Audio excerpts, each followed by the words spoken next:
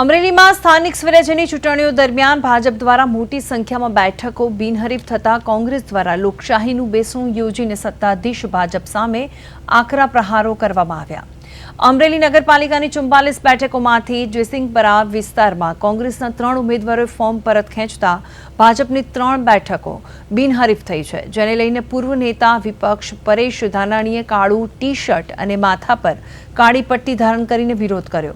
મોટી સંખ્યામાં લોકોની હાજરીમાં યોજાયેલા આ કાર્યક્રમમાં પરેશ ધાનાણીએ ભાજપ પર લોકશાહીનું ગળું રૂંધવાનો પણ આરોપ લગાવ્યો છે અને ધાકધમકી તેમજ લોભ લાલચથી ફોર્મ ખેંચવામાં આવ્યું હોય તેવું પણ જણાવ્યું અને સાથે તેમણે ધગધગતું નિવેદન આપતા જણાવ્યું છે કે જો સરદાર પટેલ સ્ટેડિયમનું નામ ફરી સરદાર પટેલના નામે ન થાય તો તેઓ આજીવન રાજકારણ છોડી દેશે। વધુમાં તેમણે 2021માં 241 અને 2026માં 731 બેઠકો બિનહરીફ જવાની ઘટનાને લોકશાહી માટે ખતરો ગણાવી અને આવનારા સમયમાં મતનું મૂલ્ય શૂન્ય થઈ જવાની પણ ચેતવણી આપી હતી।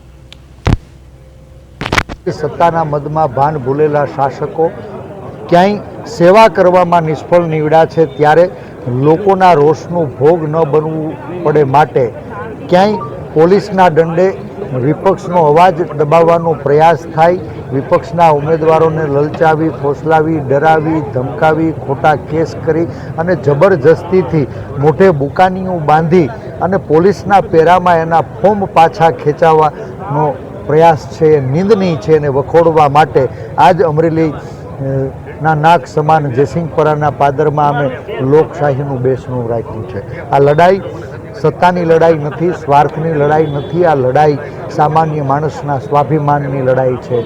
રખેને જો સામાન્ય માણસનો મતાધિકાર છીનવાશે તો સત્તામાં બેઠેલા લોકો એના અહંકારની એડીએ સામાન્ય માણસનું સ્વાભિમાન ઘવાશે। એ સામાન્ય માણસના સ્વાભિમાનનું રક્ષણ કરવા માટે થઈને અમે લોકશાહીનું બેસણું આપ્યું છે।